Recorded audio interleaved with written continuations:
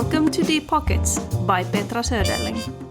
A conversation about governments, technologies, and innovation. You're now listening to Season 3 of Winter 2024. I call this season The Book Club. In March 2023, I published my own book, Governments and Innovation, The Economic Developer's Guide to Our Future, which is available in Amazon in paperback, hardcover, and as a Kindle ebook. It's now time to look at some other great books out there that discuss the same theme: how publicly funded technologies turn into privately run innovation, and what happens after that. Our theme song is by New Orleans jazz icon Leroy Jones. Deep Pockets works in cooperation with Studio Aguse, a boutique recording studio in south of France for audiobooks, podcasts, and music.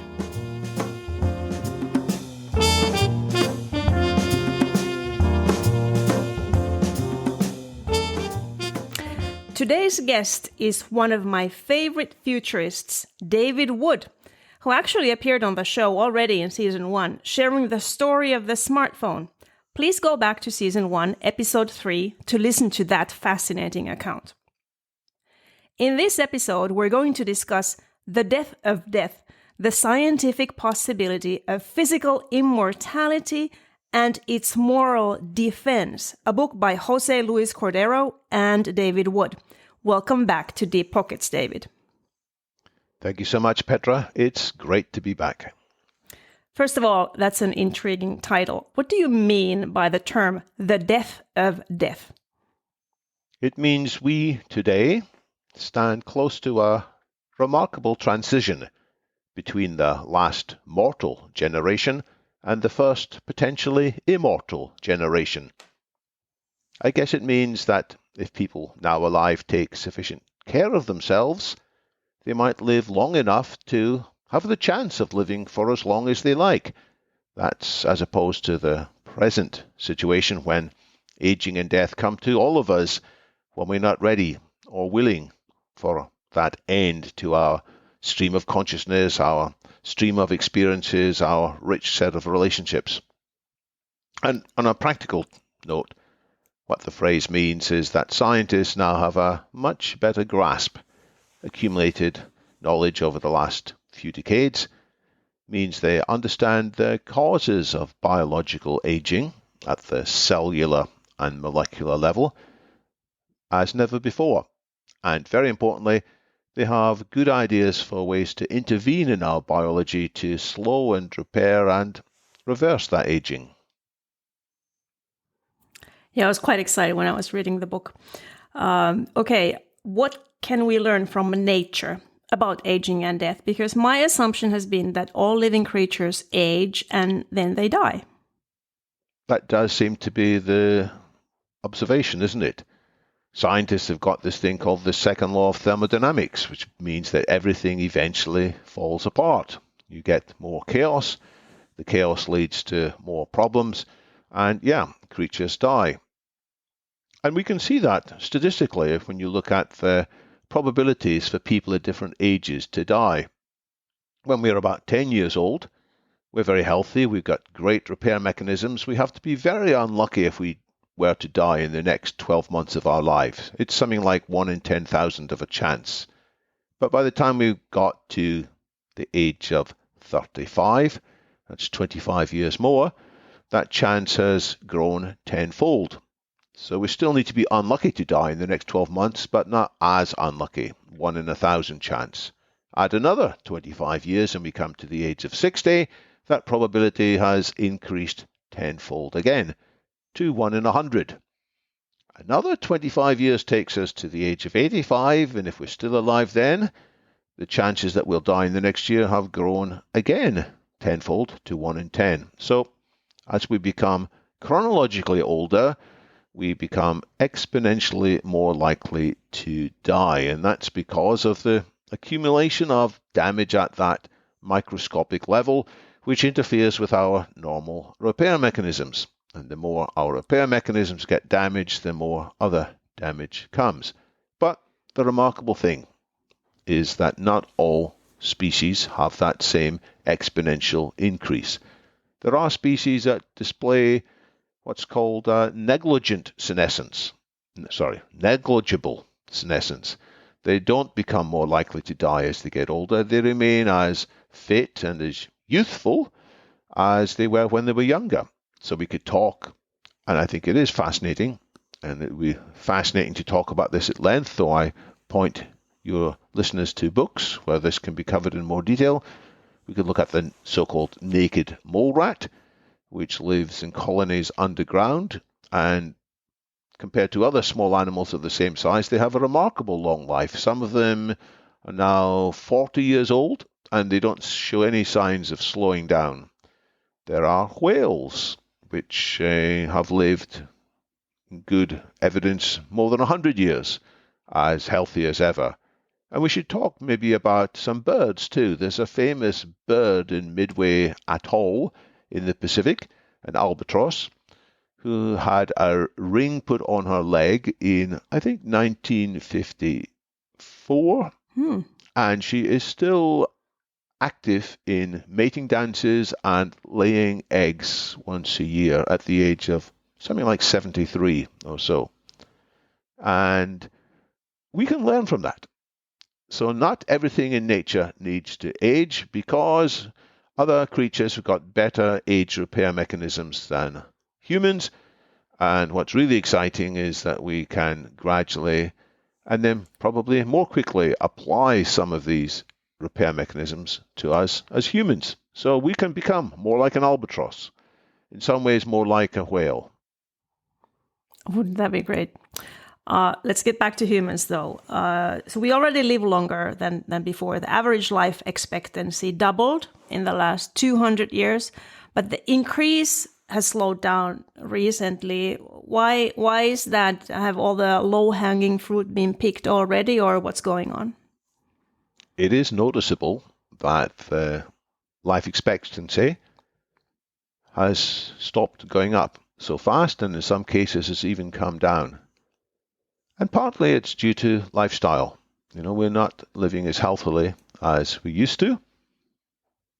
There are, in parts of the world, lots of deaths of despair, so-called. As people feel disenchanted with their lives, they become victims of alcohol abuse or opioid addiction, suicides. Too much sitting around, not enough exercise. So there are drawbacks there. But more fundamentally, the previous methods, the paradigm, if you like, has run out of steam, which was sort of better hygiene, better antibiotics, better vaccinations, better large-scale surgical interventions. That's done wonders. That does mean we live a lot longer than people in previous generations. But we need to go more fundamentally. So it's a different paradigm that's needed. And I can refer back to some of the history of science, or, dare I say it, even the history of smartphones. Things don't always progress smoothly. Sometimes things slow down. They get stuck. And then there's a transition to a new paradigm. So when smartphones were introduced, for a long time they weren't particularly successful. They were only of minority interest. But then the smartphones got a lot better, and more people started using them. And I'm referring to the first generation of smartphones by companies such as Palm or BlackBerry or Symbian, and the companies who used our software, such as Nokia and Motorola, Ericsson, and so forth. But the increase in capabilities of these first generation smartphones was eventually significantly overtaken by a new approach, the approach taken by Silicon Valley, which was to use a much bigger, much more powerful sort of operating system with modern developer tools. And that didn't go very well for a while. Silicon Valley didn't make good progress in the first experiments it had with mobile phones, but then suddenly, from around the year 2008, 9, 10, it all changed, and there was much bigger progress. I'm expecting something similar in the field of reversal of aging. There are new techniques based on biotech, genetic reengineering, and in due course based on nanotech, and critically taking advantage of AI technologies, which will allow us to do things that were never possible before. And so the slowdown is a prelude to a subsequent speed up. There will be much greater life expectancies before long. Thanks. The podcast is about government and innovation. So in your book, you suggest that governments should declare aging as a disease. That's a surprising request. So why? What difference would that make? Governments are in the business of good expenditure. Governments have got to cope with growing budget demands on healthcare. As people live longer, they have more simultaneous diseases, and there are bigger and bigger financial calls from health services to look after people who are subject to what's called comorbidities. Now, if we could prevent people from getting into that elderly, infirm state, how much of a benefit would there be, not just from a humanitarian point of view, but also from an economic point of view? This is an argument that's called the longevity dividend. If governments would invest in helping the slowdown of aging, or even better, the defeat of aging, then they would have to spend some money in the short term, but the benefits would be very significant in that hospitals would have many fewer people in them needing repairs. It's a bit like you and I go to the dentist or dental hygienist every so often. We have that good habit, many of us, so that early signs of tooth decay or gum disease or the accumulation of plaque can be removed. And that costs a bit of money, but it's far better that we spend that small amount of money than we get much more serious problems with our teeth or gums. And by the way, if you have gum disease, it often leads on to brain disease, an even more expensive thing. So government should be prioritizing this aggressive approach to prevention, which is the introduction of these health checks and indeed the treatments to reverse aging. Now, to bring a drug to the market, it's got to target a particular disease or condition. And what myself and my co-author, José Luis Cordeiro, are asking for is that it becomes possible for the approval of drugs whose visible outcome is the reversal of aging. And so we want that possibility that aging should be medically treatable. And the way we'll justify these drugs is they will be connected to, we'll measure the effect on what's called biomarkers of aging, which is measurements of the strength of your muscles, the strength of your brain, the strength of your immune system. There's a whole bunch of things that you can pick up from blood, from genetics, epigenetics.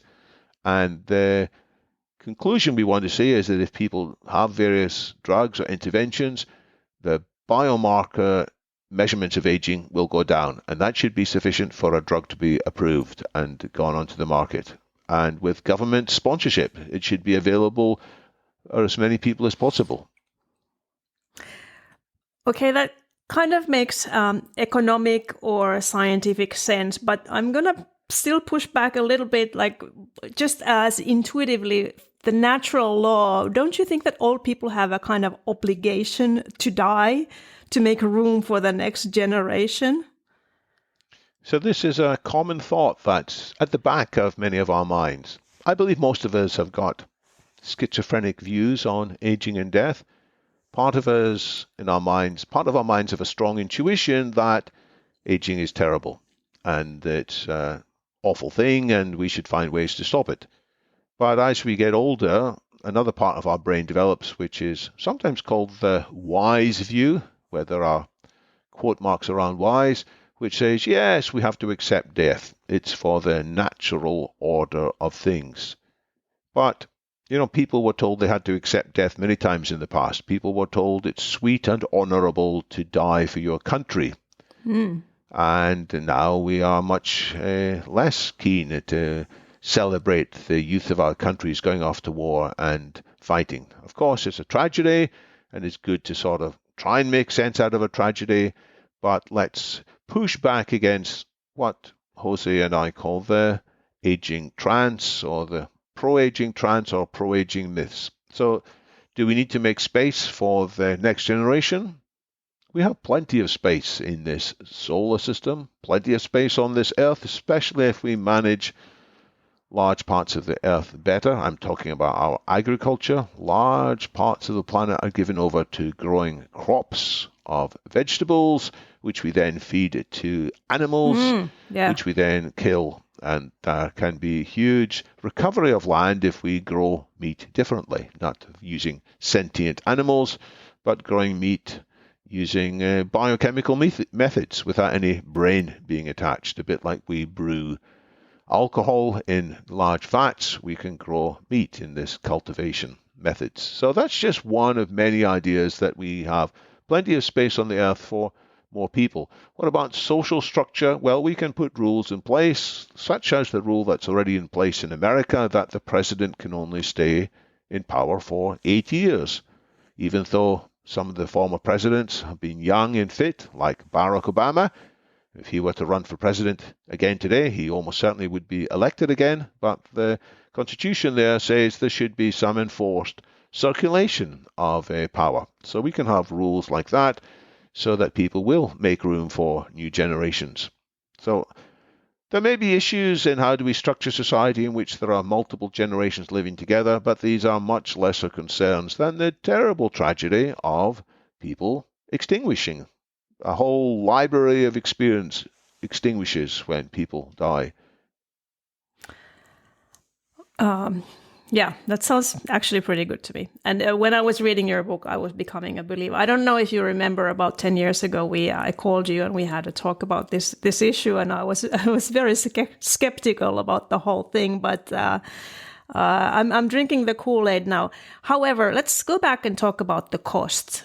You alluded to the economical benefits, but some medical treatments on an individual level, or even the treatments societal level, are incredibly expensive. Is it just going to be the wealthy elite who can afford to stop aging? And if so, don't you think it's unfair to use taxpayers' money for this kind of research? So often treatments start off expensive, and in due course the price comes down. Sometimes the price comes down when patents expire and you can copy somebody else's design without having to pay huge fees. Sometimes the price comes down because we find more effective ways to have the same result. And we can point again to our shared history in the smartphone industry. The low cost of modern mobile phones is astonishing. Of course, you can spend a lot of money on a smartphone, but you can also spend a lot less money. I recently picked up a smartwatch for the first time. Won't go into all the reasons why. Well, my normal ornamental watch that my wife gave me many years ago, the battery unexpectedly stopped. It would take a few weeks to get it repaired. I was on a business trip, so I just bought the cheapest smartwatch in the airport, £50. It's remarkably good for £50, all the features in it. I was astonished. So prices can come down. It's not inevitable that prices come down, however, and there are counterexamples in that some medical treatments involving insulin, for example, are sadly a lot more expensive now than in the past. So that's where governments do need to get involved to ensure that there's an efficient economy. There's a lot the governments have to do here to prevent cartels, to prevent monopolies, to ensure there's a free flow of information, to prevent other market failures, and ensure that the price will come down. But generally we don't say, let's not do triple bypass heart operations because they're very expensive. We say, well, it is expensive, but there can be great benefits in giving somebody that operation and giving them another possibly 20 years of a healthy life as a result. Very good points there.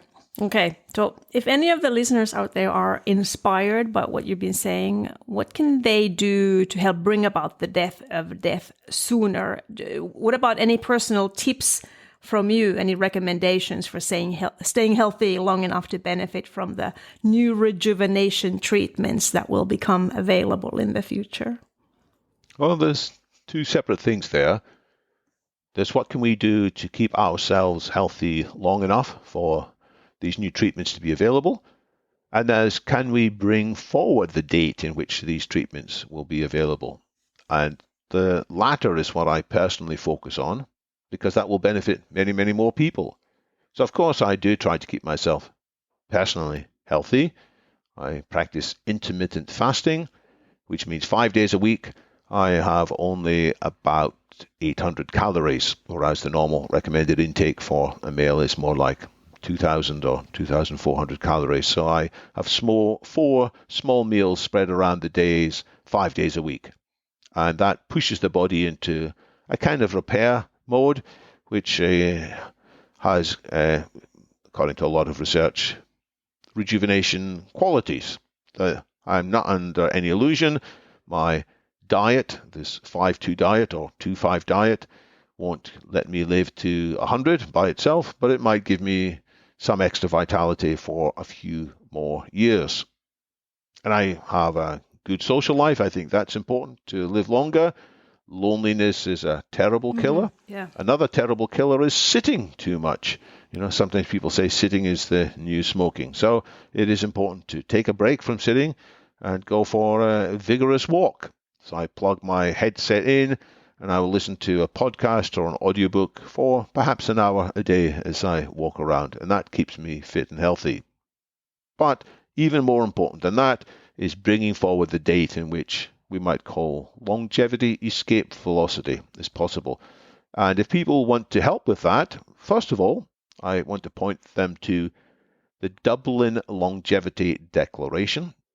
That's a website where you can read what a large number of biological scientists have said, that now is the time when government should be investing more in this area, much more than before. And in the past, it was just wishful thinking. Now we can see many treatments to hand. So you can read what these scientists have said on DublinLongevityDeclaration.org. And if you want to add your voice to that, you can sign at the bottom.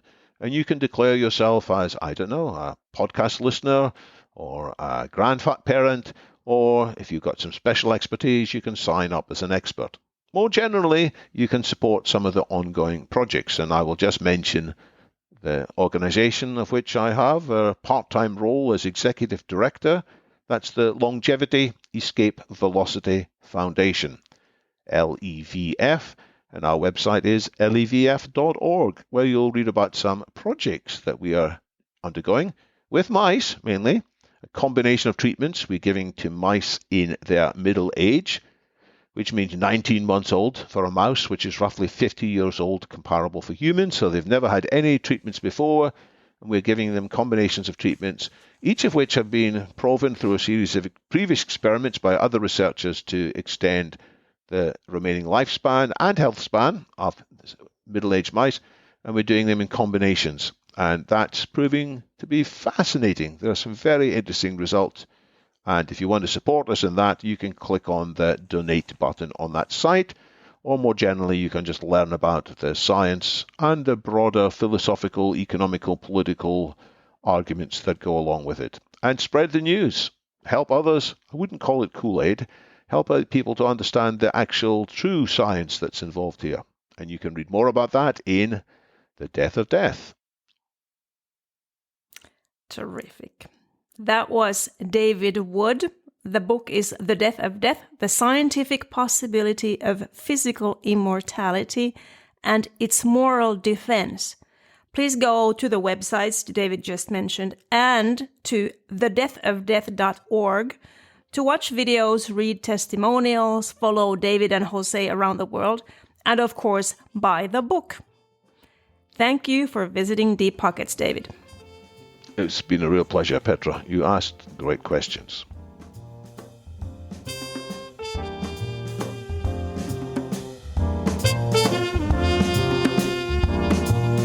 You've listened to Deep Pockets by Petra Söderling. To subscribe for more content like this, go to petrasöderling.com.